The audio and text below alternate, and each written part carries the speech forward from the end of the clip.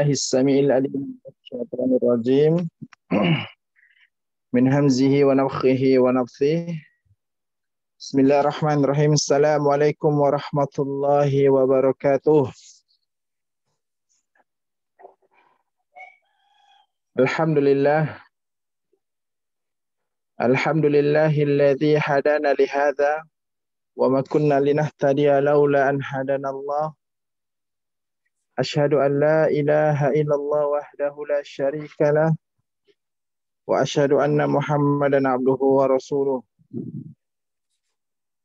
قال الله تعالى في كتابه الكريم: أعوذ بالله السميع العليم من الشيطان الرجيم. يا أيها الذين آمنوا اتقوا الله حق تقاته ولا تموتن إلا وأنتم مسلمون. Amma ba'd. Alhamdulillah, segala puji hanya milik Allah yang masih memberikan kepada kita kesehatan, kekuatan, yang mana Allah Subhanahu wa taala inginkan kebaikan kepada kita, yang mudah-mudahan Allah Subhanahu wa taala selalu mengistiqomahkan kita berdiri tegak di atas agama Islam dan sunnahnya yang mulia ini. Alhamdulillah, hari ini kita sudah masuk ke dalam pertemuan ke-11 dengan tema perhatian terhadap akidah tauhid. Alhamdulillah, guru kita sudah berada di hadapan kita. Mudah-mudahan Allah Subhanahu wa taala selalu menjaga beliau, memberkahi usia beliau, ilmu beliau, dan senantiasa selalu dalam perlindungan Allah Tabaraka wa taala.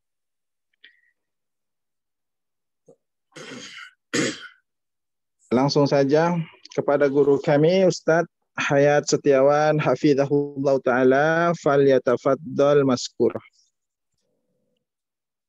Assalamualaikum warahmatullahi wabarakatuh. Waalaikumsalam warahmatullahi wabarakatuh.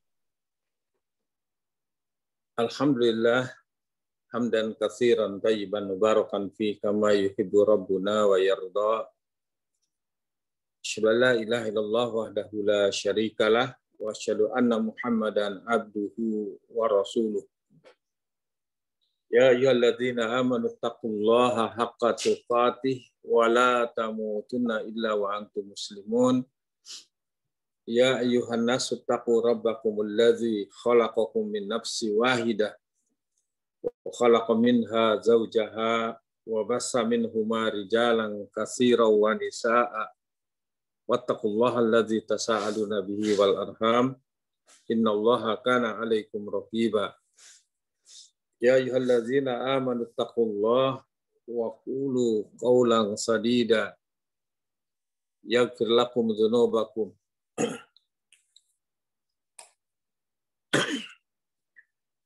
Ya ayyuhalladzina amanu taqullaha wa qulu qawlan sadida yuslih lakum a'malakum wa yaghfir lakum dzunubakum wa may yuti'illaha wa rasulahu faqad faza fawzan 'azima. Amma ba'du fa inna asdaqal hadis kitabullah wa khairal huda huda Muhammadin sallallahu alaihi wasallam wa syarrul umur muhdatsatuha wa kullu muhdatsatin bid'ah wa kullu bid'atin dhalalah wa kullu dhalalatin finnar. Para mahasiswa, para thalibul ilmi, ajani Allah wa iyyakum. Alhamdulillah, sekali lagi kita panjatkan puji dan syukur pada Allah Subhanahu wa taala. Semoga salawat dan salam dicurahkan kepada Nabi kita Muhammad sallallahu alaihi wasallam, pada keluarganya, sahabatnya, dan juga kepada umatnya yang setia mengikuti petunjuk beliau sampai hari kiamat. Insyaallah kita akan melanjutkan kuliah kita dari kitab Manhajul Anbiya fi Da'wah ilallah fihil hikmah wal aql, atau sudah diterjemahkan menjadi manhaj dakwah para nabi alaihimussalam, karya Fadilatus Syekh Dr. Profesor atau Ma'ali Dr. Robi bin Hadi Al-Madkhali hafizahullahu ta'ala. Pelajaran kita pada saat ini adalah bab yang ke-7, yaitu perhatian terhadap akidah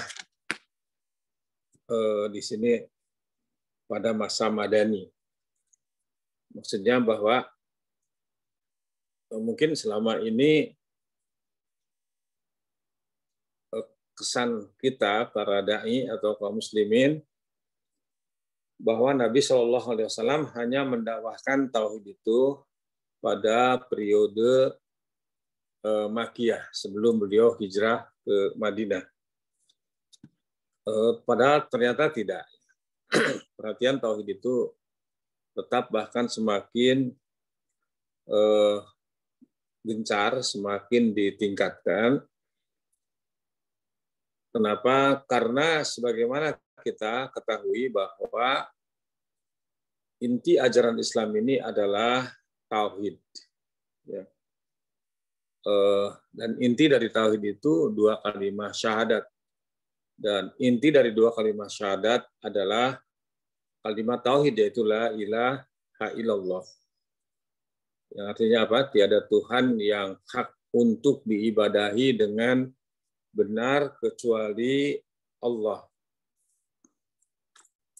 Kemudian juga sebagaimana dikatakan oleh Syekh Muhammad bin Abdul Wahhab rahimahullahu taala, bahwa perintah Allah Subhanahu wa taala yang paling agung, yang paling besar, istilah beliau itu apa? A'dhamu ma amarallahu bih. Jadi perintah Allah Subhanahu wa taala yang paling agung adalah at-tauhid. Dan larangan Allah Subhanahu wa taala yang paling besar adalah syirik. Ya. Kenapa tauhid merupakan perintah yang paling agung? Karena kata beliau, Allah Subhanahu wa taala tidak menciptakan jin dan manusia kecuali untuk mentauhidkannya. Beliau juga berdalilkan firman Allah Azza wa Jalla di surat Az-Zariyat, ya, surat 51 ayat 56, yang insyaallah kita sudah hafal, kita sudah akrab sekali dengan ayat tersebut. A'udzubillahi samil alim minasyaitonir rajim.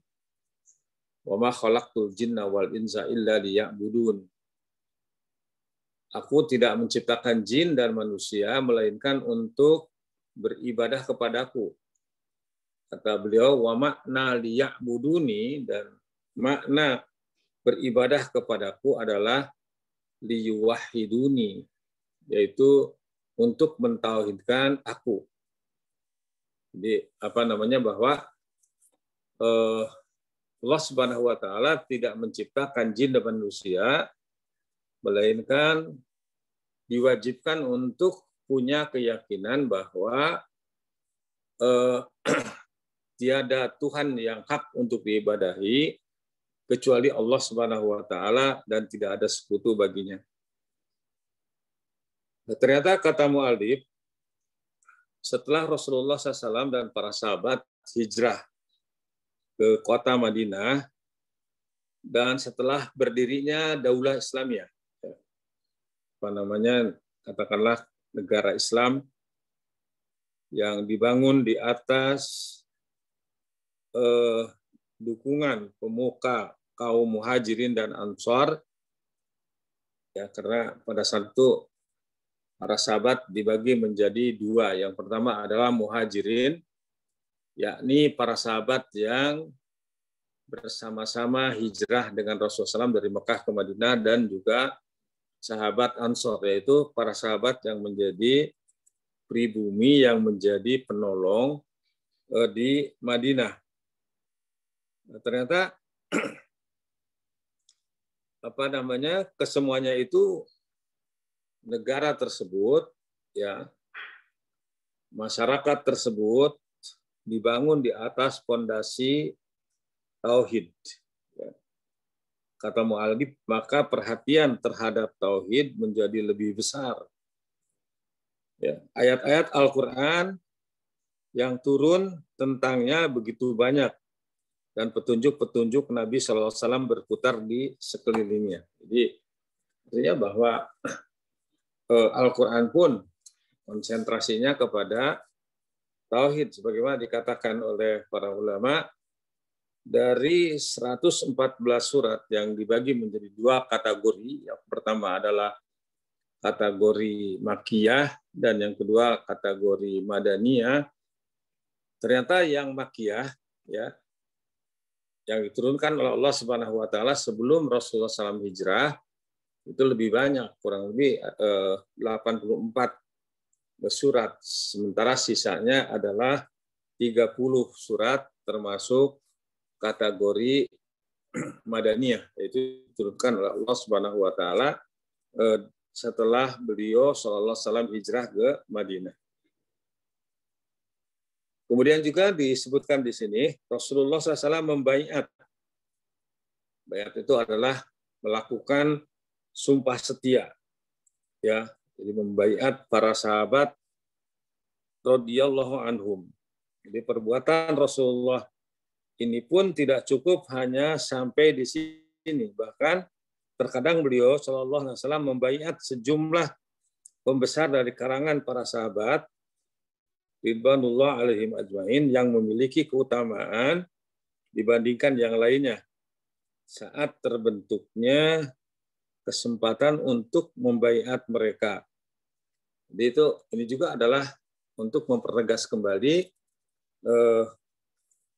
agar mentauhidkan Allah Subhanahu wa taala. Kemudian mu'allif mengutip firman Allah Subhanahu wa taala di surat Al-Mumtahanah ayat ke-12. Ya ayyuhan nabi idza ja'akal mu'minat yubayyi'naka ala an alla yusyrikna billahi syai'a wala yashrikna wala yajnina wala yaqtulna auladahunna wala ya'tina bi buhtani yaftarinahu baina aidihinna wa arjulihinna wala yaqsinaka fi ma'rufin fabayyihunna wastaghfir lahunna Allah innallaha ghafurur rahim. Yang artinya, wahai Nabi, apabila perempuan-perempuan mukmin datang kepadamu untuk mengadakan baiat, janji setia. Di perempuan-perempuan mukmin pada saat itu tentu adalah para sahabiah. Karena tidak ada yang perempuan yang beriman pada saat ayat ini turun kecuali para sahabiah. Bahwa mereka ini isi baiat mereka tidak akan mempersekutukan sesuatu apapun dengan Allah Subhanahu wa taala. Bisa jadi konten baiat pun yang pertama adalah tauhid sebelum yang lainnya. Kemudian tidak akan mencuri, tidak akan berzina, tidak akan membunuh anak-anaknya, tidak akan berbuat dusta yang mereka ada-adakan antara tangan dan kaki mereka, dan tidak akan mendurhakaimu dalam urusan yang baik. Maka terimalah janji setia mereka dan mohonkanlah ampunan untuk mereka kepada Allah. Sungguh Allah Maha Pengampun lagi Maha Penyayang.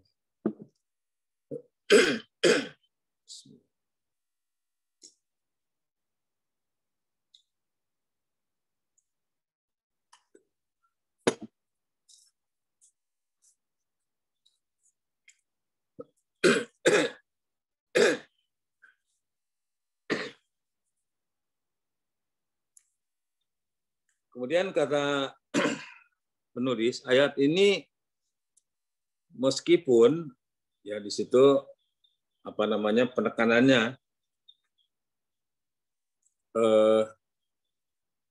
adanya atau memberitakan adanya baiat kaum wanita,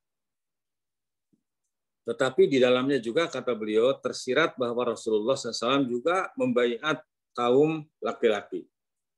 Jadi para sahabiah saja, sahabat wanita begitu semangatnya untuk melakukan sumpah setia kepada Rasulullah SAW, apalagi para sahabat. Kemudian beliau membawakan sebuah hadis yang diriwayatkan oleh Imam Bukhari dan Muslim dan yang lainnya dari Ubadah bin Samit radhiyallahu anhu. Beliau berkata bahwasanya Rasulullah SAW juga membaiat laki-laki. Jadi ini artinya dalil bahwa Rasulullah pun membaiat para sahabat. Ya. Jadi di sini disebutkan dari Ubadah bin Samit radhiyallahu anhu, ia berkata Rasulullah SAW berada dalam suatu majelis, lalu beliau sallallahu alaihi wasallam bersabda, "Tubaji'uni ala an tusyriku billahi syai'a wala tasriku wala tajnu wala taqtulu auladakum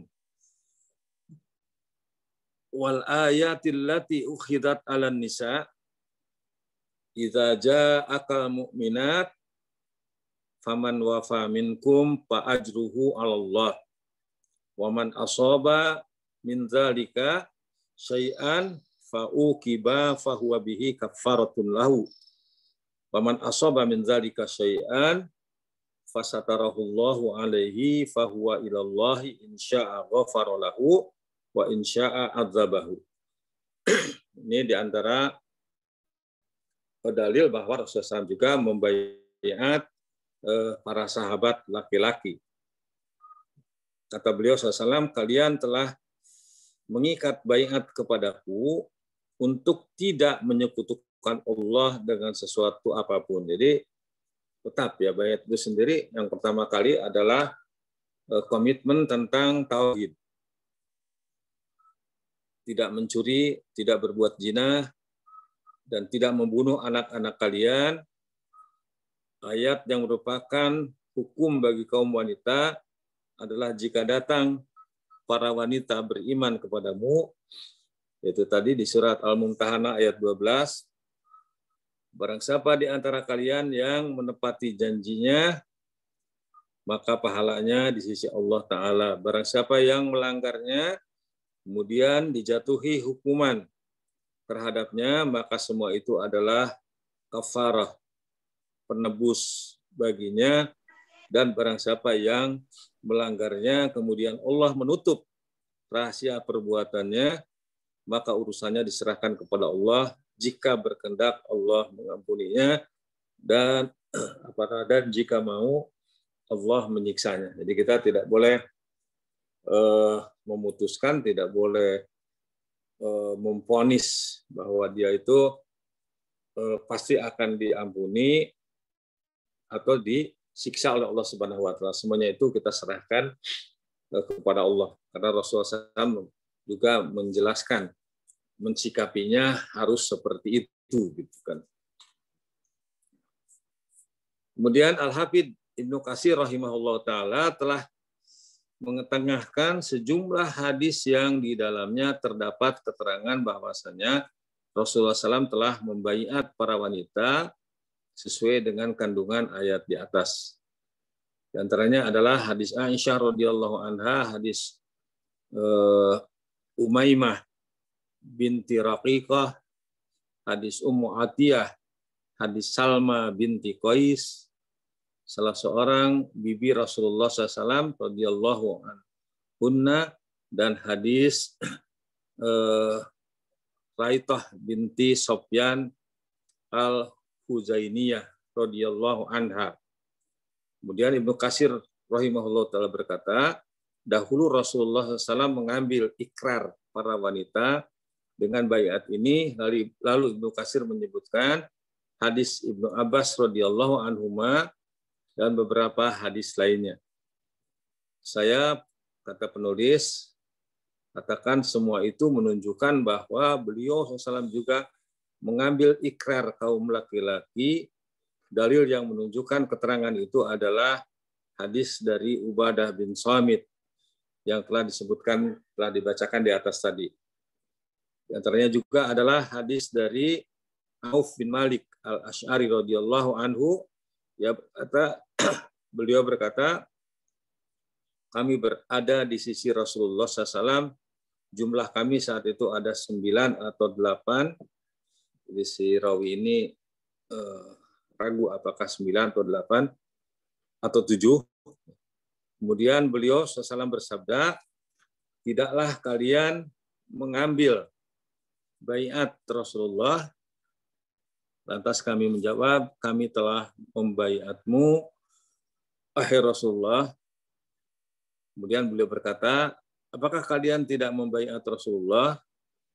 Sahabat Auf berkata, kemudian kami merentangkan tangan-tangan kami katakan, kami telah membaiatmu, wahai Rasulullah. Lantas apa yang akan kami baiatkan kepadamu? Beliau bersabda, kalian harus beribadah kepada Allah dan jangan mempersekutukannya. Jadi tetap konten dari baiat itu sendiri adalah tauhid terlebih dahulu, ya, agar harus beribadah hanya kepada Allah dan jangan mempersekutukannya dengan sesuatu pun. Kerjakanlah sholat 5 waktu dan taatlah. Beliau SAW membisikkan satu kalimat yang terdengar samar. Jadi dari sekian konten baiat itu beliau membisikkan kata-kata, dan janganlah kalian meminta sesuatu pun kepada manusia. Minta-minta itu dalam Islam sesuatu yang dilarang.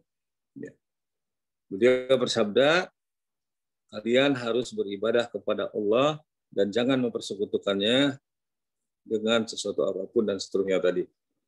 Dan sungguh aku, Auf bin Malik radhiyallahu anhu, telah menyaksikan bahwa sebagian di antara para sahabat, apabila salah seorang di antara mereka terjatuh cemetinya, maka ia tidak meminta orang lain untuk mengambilkannya. Jadi ini pesan yang terakhir itu sampai-sampai para sahabat sangat menghindari untuk meminta, termasuk minta tolong kepada siapapun. Sampai-sampai pecutnya itu jatuh, ya, ketika menaiki unta atau kuda, ya, padahal ada orang yang bisa dimintai tolong, ya, para sahabat tidak minta kepada orang lain, tapi diambil sendiri.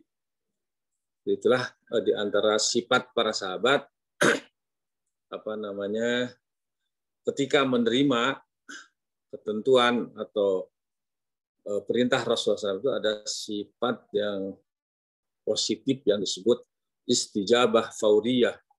Jadi segera merespon gitu kan. Seperti contoh lain umpamanya ketika diharamkan khamr, arak itu, mereka tidak berpikir ya berapa stok yang dia punya, tapi langsung ditumpahkan sampai gang-gang di Madinah itu banjir dengan khamr gitu. Itu adalah sifat para sahabat, berbeda dengan kita, dengan orang kebanyakan ya. Kalau bertanya ke Ustadz ini, jawabannya begini, tidak sesuai dengan apa yang dia inginkan. Kemudian dia cari Ustadz yang lain, ditanyakan lagi gitu. Dengan harapan mudah-mudahan jawabannya berbeda. Gitu. Jawabannya sesuai dengan apa yang dia inginkan. Para sahabat tidak. Ketika diseru kepada Allah dan Rasulnya, sikap mereka hanya satu, yaitu sami'na wa ata'na. Kami dengar dan kami taat. Kalau kita kadang-kadang sami'na wa asoina, kami dengar tapi kami langgar, atau sami'na wa pikir-pikirna. Para sahabat tidak. Kemudian juga di antara bukti bahwa betapa perhatian terhadap akidah tauhid ya, pada masa Madani ini juga Rasulullah SAW mengirim para dai ke penjuru dunia. Beliau SAW juga mengutus para dutanya, itu para dai, para pengajar, para hakim, dan para pemuka kepada raja-raja dan para penguasa di berbagai belahan dunia dengan membawa pertama kali sama. Yang didakwahkan itu adalah tauhid. Agar mereka yang didakwahi itu mengesahkan Allah Subhanahu wa taala. Beribadah hanya kepada Allah Subhanahu wa taala. Demikian juga terjadi murasalah ya. Rasulullah SAW mengirim surat-surat dakwah. Contohnya dari Anas radhiyallahu anhu, khadim Rasulullah SAW. Anas itu sejak usia 10 tahun sudah diwakafkan oleh ibunya kepada Rasulullah SAW menjadi pembantu Rasulullah SAW. Beliau menceritakan bahwa Nabiullah SAW telah menulis sebuah surat kepada Raja Kisra. Ya. Raja Kisra. Ini beliau penulis ambil dari kitab Bidayah wa Nihayah tentang surat kepada Kisra, Raja Persia. Ya. Apa namanya? Raja Kaisar dan Raja Najasyi, juga kepada seluruh penguasa. Ya. Beliau SAW menyeru mereka dengan tauhid. Ya, dan Najasyi yang dimaksud bukanlah Najasyi yang telah disolatkan oleh Rasulullah SAW. Jadi kan ada Raja Najasyi yang masuk Islam kemudian wafat. Karena tidak ada yang menyolatkan, kemudian Rasulullah SAW mengajak para sahabat untuk sholat gaib, dan itu yang di antara penjelasan disyariatkannya sholat gaib. Kemudian kata mu'allif, untuk lebih memperjelas ada sebuah manuskrip tulisan beliau kepada Raja Romawi.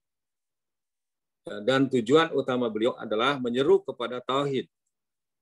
Ya, jadi bayangkan waktu itu kan Romawi dan Persia itu dua negara superpower. Ya, kekuatan itu ada di dua negara tersebut. Hanya bedanya Romawi adalah ahli kitab, sementara Persia atau Parsi adalah orang-orang musyrik, yaitu agama Majusi. Kalau sekarang ini Iran lah, gitu kan, yang diwarisi oleh agama Syiah. Di antara contoh teksnya adalah Bismillahirrahmanirrahim, dengan menyebut nama Allah yang pemurah, Maha Penyayang. Ini manuskrip yang ada di antaranya. Di Rasulullah menulis surat itu dengan Bismillah terlebih dahulu. Bukan salam ya, apalagi kepada orang kafir. Dari Muhammad hamba Allah dan utusannya kepada Raja Heraklius, penguasa negeri Romawi, semoga keselamatan tercurah kepada siapa saja yang mengikuti petunjuk ini. Amma ba'du. Sungguh aku akan menyerumu dengan seruan Islam, masuk Islamlah engkau, maka engkau akan selamat. Dan Allah akan memberimu pahala 2 kali lipat, tapi jika engkau berpaling, maka bagimu dosa. Ya.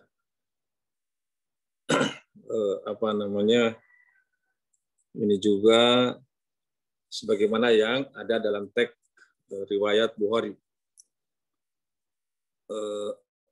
Dosa al-arisiyin. Ya. Al-arisiyin itu adalah para petani. Dan dikatakan kepada mereka orang-orang yang lemah, maksudnya adalah para pengikut mereka yang lemah dan yang lainnya, karena mereka menjadi penyebab langgengnya perbuatan syirik. Dan demikianlah Allah telah menyamakan dan memberlakukannya kepada para penguasa. Mereka akan menanggung dosa-dosa perbuatan mereka dan dosa-dosa orang-orang yang mengikuti penyimpangan mereka dari tauhid dan kebenaran serta orang-orang yang memeranginya. Ya, itu dalam Al-Quran di surat An-Nahl ayat 25. Kemudian beliau juga membawakan firman Allah Azza wa Jalla, yaitu di surat Ali Imran ayat 64.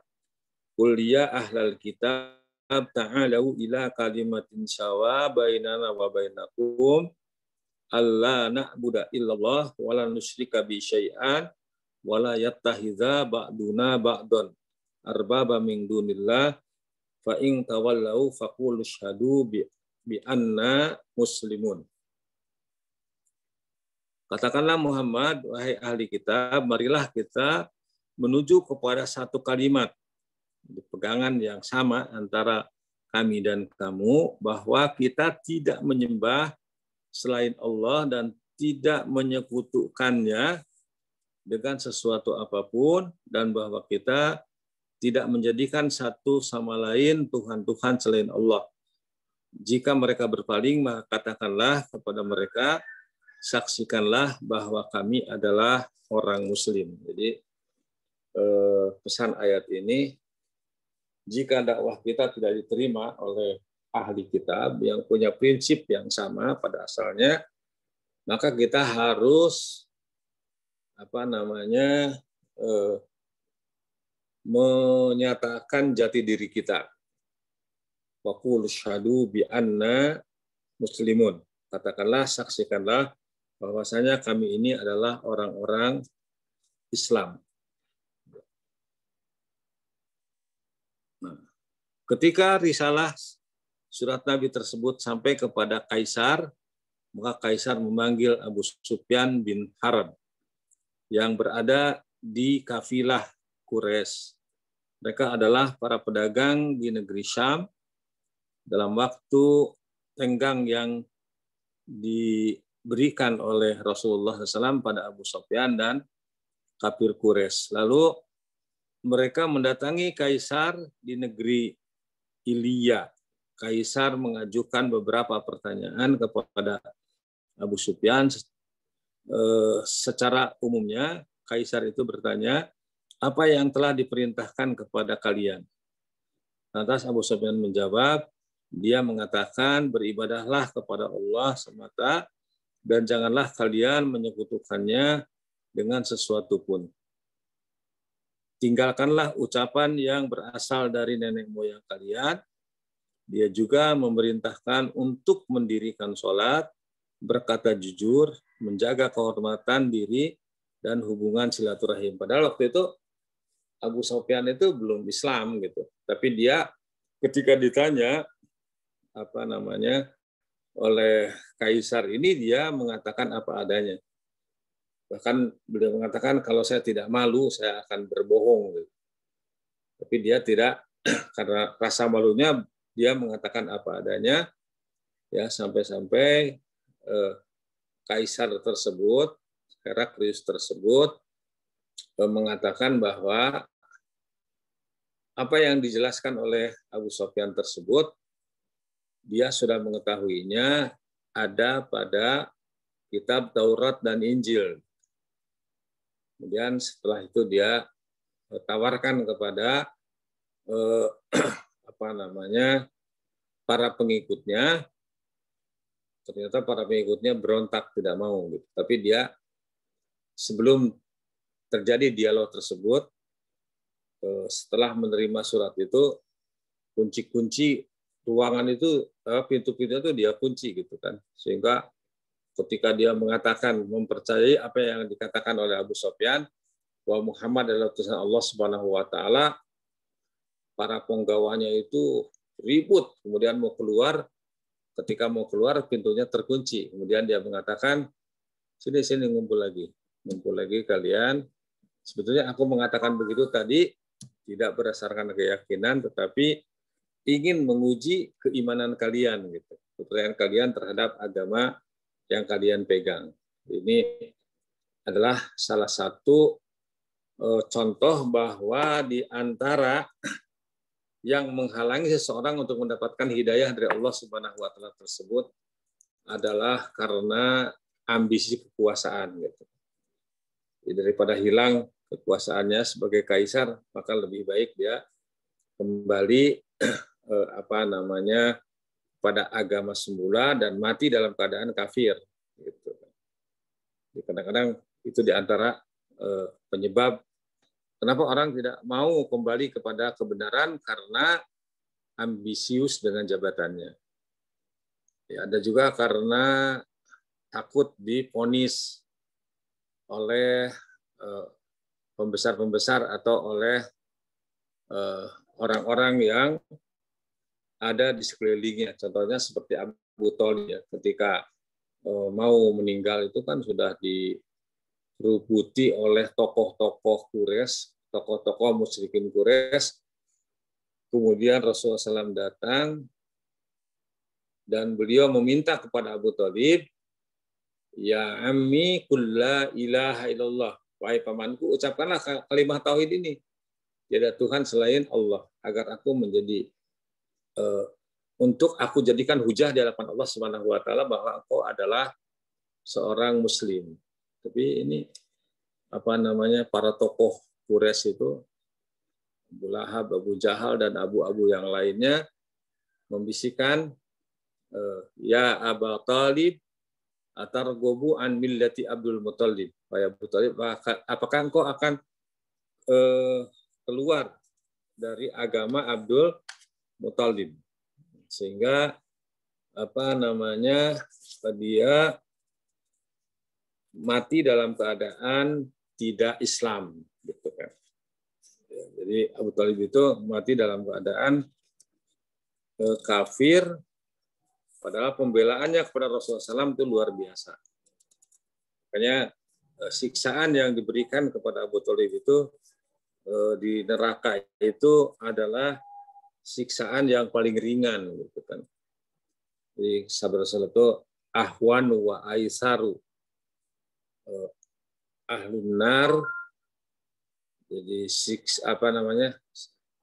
ahli neraka yang siksaannya itu paling ringan itu adalah Abu Thalib, yakni diberikan terumpah dari api neraka, wayagli dimagu, kemudian otaknya itu mendidih saking panasnya, gitu kan. Jadi padahal otak itu kan yang paling jauh dari terumpah itu kan. Yang paling jauh aja sudah mendidih, apalagi yang dekatnya, gitu. Dan itu tidak ada lagi neraka yang lebih ringan, kecuali yang diberikan kepada Abu Thalib yang banyak berkorban untuk kepentingan dakwah Nabi Shallallahu Alaihi Wasallam, hatta mengorbankan harta dan jiwanya. Itu di antara bukti bahwa perhatian Rasulullah SAW terhadap tauhid itu, beliau mengirim para dai ke berbagai macam penjuru dunia, mengirim surat-surat dakwah kepada para penguasa. Kemudian juga Rasulullah menyiapkan pasukan jihad. Rasulullah mempersiapkan pasukan tentara di jalan Allah untuk menegakkan kalimat tauhid, ya. Sampai beliau memberikan targhib, yang memberikan rangsangan, iming-iming, stimulasi dengan mengatakan, man qatala litakuna kalimatullahil ulya fahuwa fi sabilillah. Barang siapa yang berperang agar kalimat Allah yang paling tinggi, maka dia berada di jalan Allah. Ini.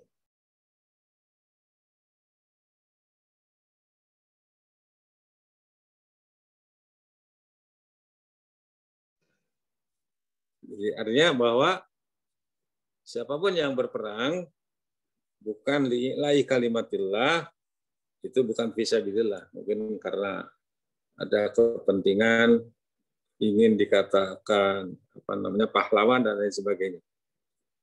Kemudian juga beliau memberikan petunjuk kepada para panglima dan tentara mereka agar terlebih dahulu menyeru manusia kepada tauhid ya, sebelum memulai berperang. Jadi perang itu hanya katakanlah solusi yang terakhir kalau mereka tidak mau mentauhidkan Allah Subhanahu wa Ta'ala. Ya. Demikian juga ketika beliau mengutus sahabat Mu'ad bin Jabal, umpamanya kemana, ke Yaman. Beliau mengatakan, inna kata tikauman min ahlil kitab fal yakun awwalu ma tad'uhum ilaihi syahadatu an la ilaha illallah. Wa fi riwayatin ila ayyuwahidullah wa anni rasulullah, dan seterusnya. Kata beliau, sebelum Mu'ad diutus ke Yaman, diberikan gambaran kondisi objektif di sana itu, kata beliau, sungguh engkau akan mendatangi sebuah kaum dari ahli kitab, yaitu Yahudi dan Nasrani. Maka jadikanlah seruan awal yang engkau sampaikan kepada mereka adalah persaksian bahwa tidak ada Tuhan kesembahan yang berhak diibadahi dengan benar selain Allah. Dalam riwayat yang lain disebutkan, hingga mereka mentauhidkan Allah dan bahwa aku adalah Rasul utusan Allah. Dan seterusnya baru kepada ibadah-ibadah yang lainnya. Kemudian juga ya, beliau membawakan firman Allah Subhanahu wa Ta'ala di surat Al-Baqarah ayat 193. Allah telah mensyariatkan panggilan jihad demi mempertahankan tauhid dan menyapu bersih dunia ini dari fitnah kesyirikan. Ayat tersebut berbunyi,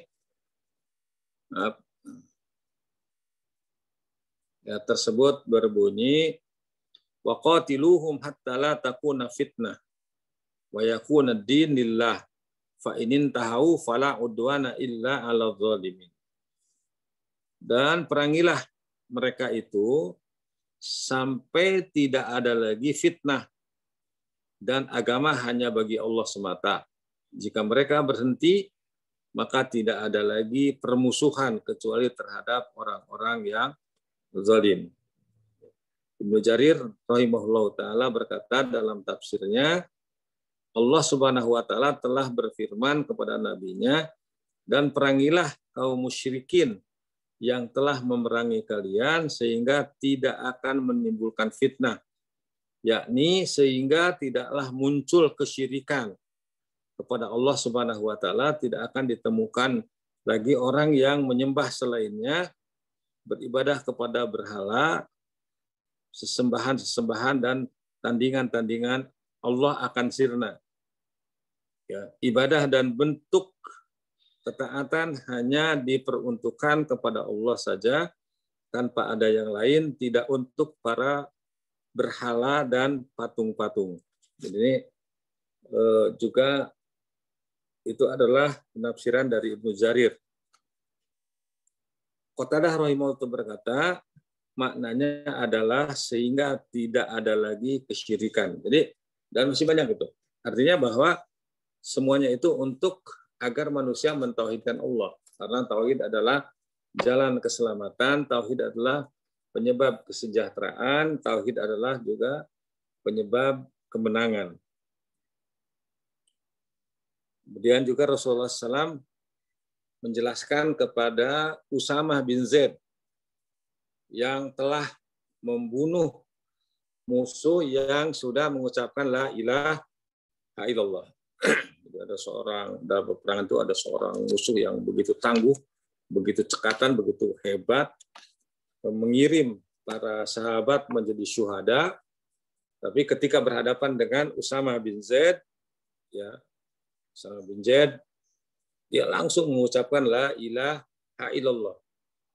Ya, Usama takut bahwa ini hanya modus, ya, akal-akalan, ya, agar dia selamat, kemudian setelah selamat lantas membunuh lagi para sahabat yang lainnya dan Usama sendiri.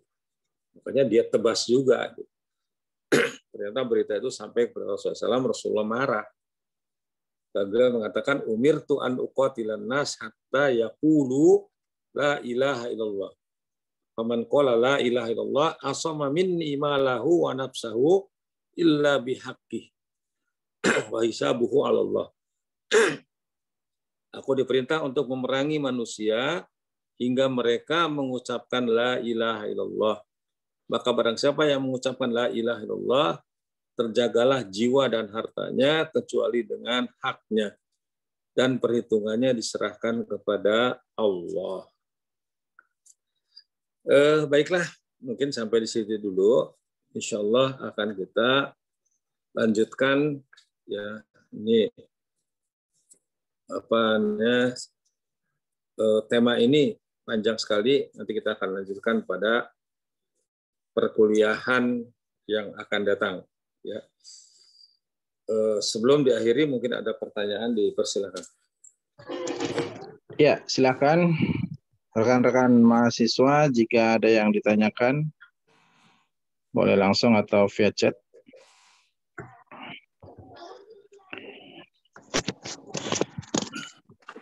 Ya, mungkin Ana buka di awal, Ustadz. Bismillah, izin bertanya. Terkait hadis Nabi, Ustadz, yang berbunyi, man kana akhirul kalamihi la ilaha illallah dakhalal jannah. Ya. Jadi, barang siapa yang akhir kehidupannya itu mengucapkan kalimatul la ilaha illallah, maka dia akan masuk surga. Nah, yang Ana tanyakan adalah, ini pernah terjadi di satu seseorang yang kita tahu dia itu orang yang bersirkah ya dengan syaitan-syaitan ya, artinya dia bisa dikatakan uskun begitu, Ustaz ya, orang yang diustadkan tapi nyatanya dukun ketika kita lihat muamalahnya seperti itu. Nah, beliau kata keluarganya mengucapkan kalimat la ilaha illallah. Nah, apakah ini talbis iblis ataukah kalimat ini berhak kepada siapa saja yang sanggup mengatakannya di akhir hayatnya? Syukur, Ustaz. Iya. Barakallahu fikum. Memang ada beberapa hadis tentang kalimat tauhid. Termasuk juga adalah Rasulullah SAW memerintahkan untuk mengingatkan atau mentalkinkan orang yang meninggal dengan kalimat la ilaha illallah. Dengan sabdanya, lakinu mautakum la ilaha illallah fa innahu man kana akhiru kalamihi la ilaha illallah dakhalal jannah. Talkinkanlah, ya, lakin itu kata Imam Nawawi rahimahullahu taala adalah udhkuru, ingatkan kepada orang yang mau mati di antara kalian kalimat la ilaha illallah. Karena barang siapa yang akhir ucapannya itu kalimat la ilaha illallah dakhalal jannah, dia akan masuk ke dalam surga. Makanya kata para ulama, kalimat la ilaha illallah itu adalah miftahul jannah. Kuncinya surga. Dan kata para ulama pula, sebuah kunci itu akan berfungsi kalau kunci itu ada gerigi-geriginya. Geriginya itu adalah rukun dan syarat la ilaha illallah. Ya, nanti akan dibahas dalam kajian atau mata kuliah tauhid. Nah, adapun ya orang yang seperti tadi, ya wallahu alam ya, apakah dia kalau sudah sakaratul maut, itu sudah maut, baru dia mengucapkan la ilaha illallah, itu tidak akan diterima karena kan taubat seseorang itu akan tetap diterima oleh Allah Subhanahu wa taala sebelum matahari terbit dari barat. Sebelum nyawa sampai di tenggorokan. Fir'aun pun masuk Islam kok. Jadi ketika dia mau tenggelam itu, dia mengatakan, amantu bi Rabbi Musa wa Harun. Saya beriman kepada Tuhannya Musa dan Harun. Dia dalam ayat yang lain dia menyatakan masuk Islam. Tapi tetap tidak diterima oleh Allah Subhanahu wa taala. Ya, walaupun kita tidak boleh memvonis ya, kita berprasangka baik saja ya, kita serahkan kepada Allah Subhanahu wa taala. Ya, kalau perilakunya seperti itu ya Allah alam, kita serahkan aja kepada Allah Subhanahu wa taala.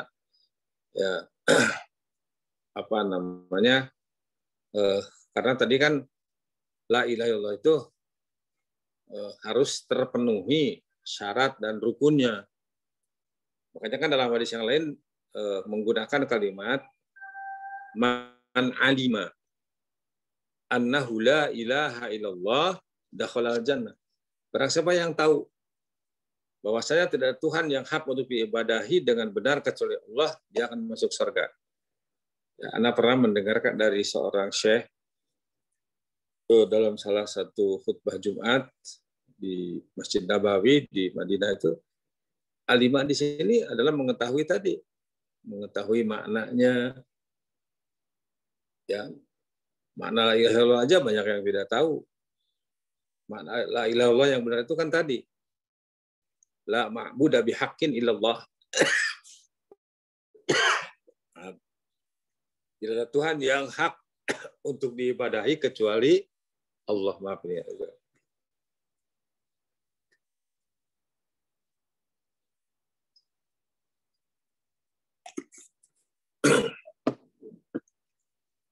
Orang mengatakan tidak ada Tuhan selain Allah, kata para ulama itu salah. Karena Tuhan selain Allah banyak. Tidak ada Tuhan yang disembah kecuali Allah, itu juga salah. Karena Tuhan yang disembah itu banyak. Tapi yang benar adalah la ma'buda bihaqqin illallah. Tidak ada yang diibadahi dengan benar kecuali Allah. Yang lainnya itu semuanya batil. Jadi apa namanya? Man alima di sini tahu maknanya, tahu rukun dan syaratnya. Rukunnya ada 2, nanti kan syaratnya ada 7, ada yang mengatakan 8. Kemudian juga tahu akan konsekuensinya. Ya Allah alam. Ya, apakah dia mengucapkan la ilaha illallah itu dengan ikhlas, tapi kalau sudah dalam keadaan terpepet tidak akan diterima oleh Allah Subhanahu wa taala. Wallahu alam bishawab. Ya, alhamdulillah. Gimana ya Ustaz? Ini ada angkat tangan siapa nih? Ya.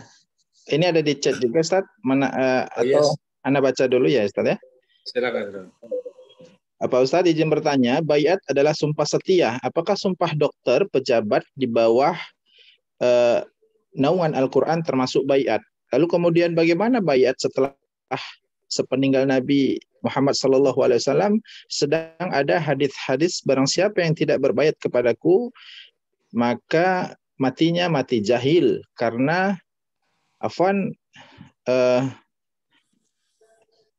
LDII Ahmadiyah itu berbaiat ya. Gimana Ustaz jelaskan? Ya, betul bahwa baiat itu adalah salah satu syariat. Tapi baiat itu adalah kepada pemimpin tertinggi, yaitu di situ Rasulullah SAW atau khalifah. Kalau khilafah tidak ada, ya mungkin ada juga negara-negara yang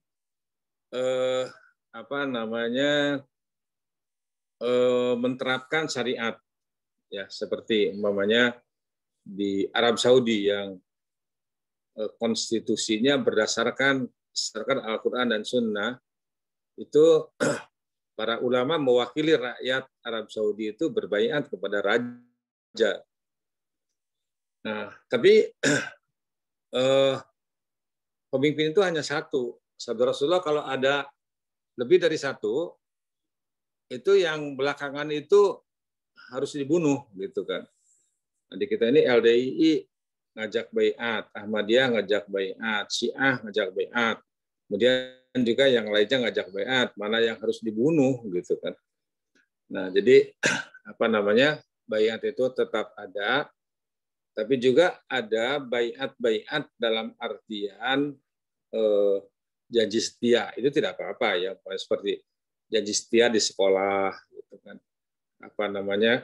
Di organisasi yang ingin menerapkan ingin mengaplikasikan syariat Islam, tetapi baiat-baiat seperti itu terbatas dalam masalah-masalah yang ada di lingkungannya. Tapi baiat yang masyru yang disyariatkan itu adalah kepada imam, kepada pemimpin tertinggi, dan pada hakikatnya baiat tersebut adalah kepada Allah Subhanahu wa taala.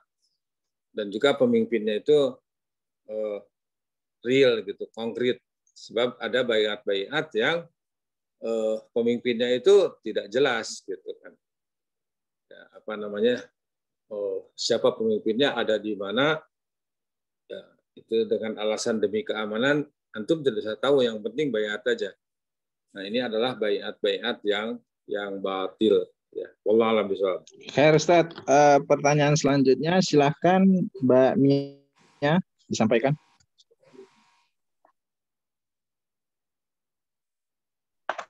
Sama Ustaz. Iya. Bismillah. Bismillah. Apa Ustaz, Ana mau bertanya terkait tentang surat Al-Baqarah ayat 91 dan ayat 93. Di situ jelaskan bahwasanya dan bunuhlah mereka di mana kamu temui mereka, dan usirlah mereka dari mana mereka telah mengusir kamu. Dan fitnah itu lebih kejam daripada pembunuhan.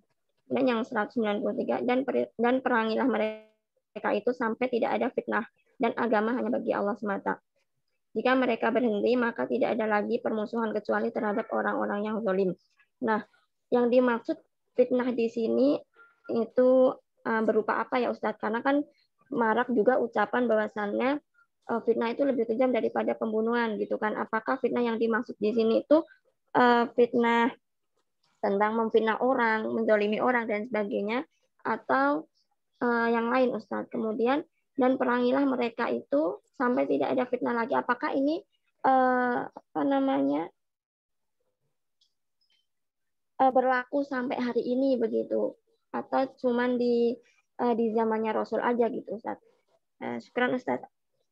Ya, Afwan. Baiklah. Barakallahu fiik. Tentang tafsiran surat Al-Baqarah ayat 193. Tadi sudah dijelaskan waqatiluhum hatta la takuna fitnah wa yakuna ad-dinu lillah fa in tahawu fala udwana illa 'alal zalimin. Dan perangilah mereka itu sampai tidak ada lagi fitnah, dan agama hanya bagi Allah semata. Jika mereka berhenti, maka tidak ada lagi permusuhan kecuali terhadap orang-orang yang zalim. Tadi sudah dijelaskan oleh para mufassir. Kata Ibnu Jarir dalam tafsirnya sehingga tidak ada fitnah di sini, tidak muncul kesyirikan kepada Allah Subhanahu wa taala. Tidak akan ditemukan lagi orang yang menyembah selain Allah. Ya, tidak beribadah lagi kepada berhala. Kemudian kata mufassir yang lainnya, yaitu Qatadah rahimahullah mengatakan, maknanya adalah sehingga tidak ada lagi kesyirikan. Ibnu Jarir dalam tafsirnya mengetengahkan sederetan sanad-sanad hadis tersebut hingga sampai kepada Qatadah, Mujahid, As-Sudi, dan Ibnu Abbas.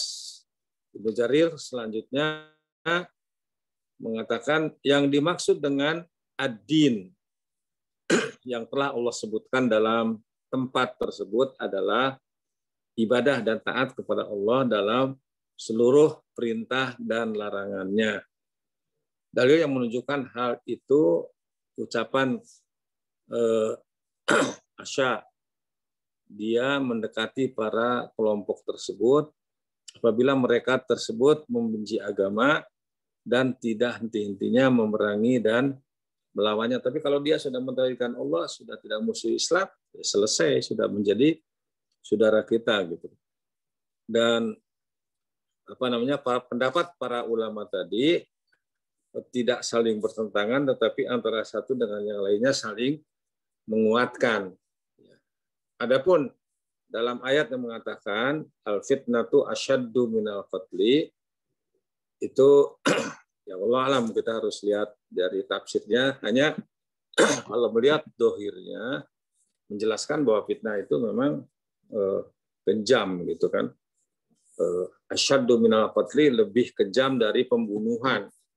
Ya, contohnya umpamanya kalau seseorang membunuh, ya kalau si A membunuh si B, itu yang menjadi korban itu hanya si B. Tapi kalau si A memfitnah si B, yang menjadi korban itu si B itu sendiri, mungkin istrinya, mungkin suaminya kalau perempuan, keluarganya, ayah dan ibunya, anaknya, bahkan orang sekampung itu menjadi terfitnah. Gitu. Jadi di sini bahwa fitnah di sini ya makanya dibawakan oleh para ulama termasuk mu'alif kitab ini adalah agar tidak terjadi lagi kesyirikan. Tidak lagi menyekutukan Allah Subhanahu wa taala, dikembalikan kepada tugas pokoknya bahwa manusia punya tugas hidup yaitu beribadah hanya kepada Allah Subhanahu wa taala. Wallahu a'lam bishawab. Baik, Ustadz, ini ada pertanyaan terakhir. Ya. Izin bertanya, Ustadz, apabila kita minta maaf, namun ketika minta maaf itu beliau memblokir kita dan kesalahan itu pun sudah sangat lama, apa hukumnya itu ya Pak Ustadz? Iya, pertama ya barakallahu fiik. Yang pertama bahwa ketika kita berbuat kesalahan itu kan memang sudah menjadi fitrah ya, bahwa manusia itu tidak ada yang tidak pernah berbuat salah. Sebagaimana sabda Nabi SAW, kullu bani Adam khatta'un wa khairul khatta'in at-tawwabun. Seluruh manusia itu pernah berbuat salah, dan sebaik-baik orang yang berbuat salah itu adalah orang yang tobat. Nah, jadi hatta orang yang bertakwa, yang merupakan kandidat ahli sorga, itu bisa saja dia berbuat salah, gitu kan. Contoh ya, pada penanya dan antum yang ingin tahu silahkan baca karakteristik atau ciri-ciri kandidat ahli sorga dalam Al-Quran, namanya di surat Ali Imran ayat 134, 135. Ya, diantaranya kan yang menginfakkan sebagian harta jalan Allah. Kemudian alladzina yunfikuna fis sarra wad dara wal kadhimina al-ghaidha. Orang yang bisa memanage emosinya. Wal afina 'anin nas, dan memaafkan manusia. Ya, wallahu yuhibbul muhsinin, dan Allah menyukai orang-orang yang berbuat kebaikan. Artinya peluang apapun untuk berbuat baik, sekecil apapun dia tidak lewatkan. Kemudian yang kelima itu wallazina idza fa'alu fahishatan. Dan orang-orang yang apabila berbuat fahisyah, kejahatan, keburukan, kesalahan, zakarullah, dia ingat kepada Allah. Ya. Astagfaru lidzunubihim, kemudian mohon ampun terhadap dosa-dosa itu. Wala yaghfiru dzunuba illallah, dan dia yakin tidak ada yang bisa mengampuni dosa-dosanya kecuali Allah. Walam yusirru ala ma fa'alu wa hum ya'lamun.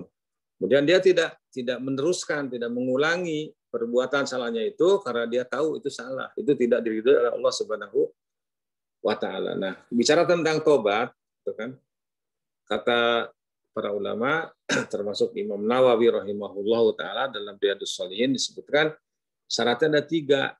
Pertama sadar, yang kedua menyesal, yang ketiga bertekad untuk tidak mengulangi. Yang keempat ini mungkin yang ada kaitannya dengan pertanyaan. Kalau ada kaitannya dengan manusia, itu diselesaikan dulu. Kalau berbuat salah, mendolimi dia, minta maaf gitu. Tapi kalau sudah minta maaf tidak diterima, tugas kita itu minta maaf. Artinya kewajiban kita sudah terpenuhi gitu kan. Adapun dia memaafkan atau tidak, ya kita serahkan aja kepada Allah. Yang jelas kita sudah melaksanakan perintah Allah Subhanahu wa taala, minta maaf kepada dia. Dan orang yang bertakwa itu kan tadi seharusnya walafina 'anin nas. Justru harusnya bisa memaafkan. Dia memaafkan kesalahan temannya tadi, walaupun tidak diminta gitu kan. Karena itu kan perbuatan baik itu sendiri akan kembali kepada dirinya. Ya nggak apa-apa, ya nomor telepon kita diblokir, gitu. Ya serahkan aja kepada Allah Subhanahu Wa Taala ya, bahwa kita sudah memenuhi perintah Allah untuk menyelesaikan atau untuk memenuhi syarat tobat yang berkaitan dengan dia. Yang keempat yaitu minta maaf. Tugas kita hanya di situ. Ya, memaafkan atau tidak orang yang diminta itu hak dia. Ya, yang penting kita sudah melakukannya. Semoga Allah Subhanahu Wa Taala mengampuni ya dosa-dosa kita yang telah lalu. Wallahu a'lam bishawab.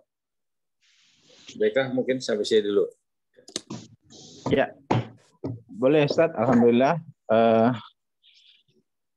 Mudah-mudahan mungkin ada nasihat penutup Ustaz untuk kami atau? Ya, baiklah bahwa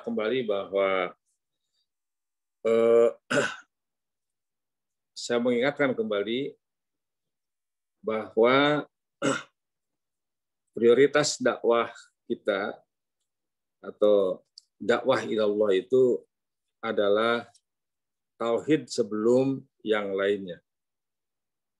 Jadi tadi disebutkan oleh Syekh Muhammad bin Abdul Wahab bahwa tauhid adalah perintah Allah Subhanahu wa taala yang paling besar, yang paling penting. Karena itulah yang akan memasukkan dia ke dalam surga Allah Azza wa Jalla. Tauhid juga merupakan syarat diterimanya ibadah kepada Allah Subhanahu wa taala. Dan juga kenapa mesti tauhid dulu? Saya ingatkan juga bahwa tauhid bukan sekedar kewajiban yang paling besar, tapi juga kebutuhan. Kebutuhan pokok manusia. Contoh umpamanya janji Allah Subhanahu wa taala dalam Al-Qur'an di surat An-Nur ayat 55, bahwa bagi orang-orang yang beriman dan tidak menyekutukan Allah Subhanahu wa taala, mentauhidkan Allah Subhanahu wa taala, Allah akan memberikan kekuasaan. Allah akan menjadikan Islam ini tegak. Kemudian yang ketiga, Allah akan menukar suasana keadaan kondisi yang menakutkan, yang mencekam, yang mengkhawatirkan menjadi suasana yang aman dan tenang. Kemudian satu lagi bahwa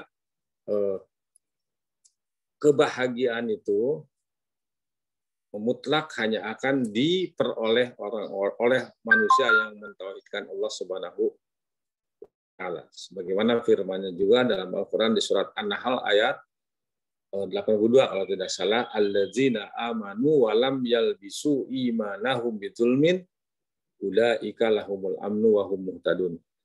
Orang-orang yang beriman dan tidak mencampur adukan keimanannya dengan kezaliman, dengan kesyirikan, maka mereka berhak untuk mendapatkan keamanan, ketenangan, ketentraman, kebahagiaan, dan berhak mendapatkan petunjuk. Mudah-mudahan kita termasuk di dalamnya. Wallahu a'lam bishawab. Amin, Allahumma amin. Jazakumullah khairan Ustaz atas waktunya, atas ilmunya. Sehat selalu Ustaz. Mudah-mudahan Allah SWT menjaga kita semua, mengikhlaskan niat kita semua dan mengistiqomahkan kita semua di atas agama Islam dan sunnahnya yang mulia ini.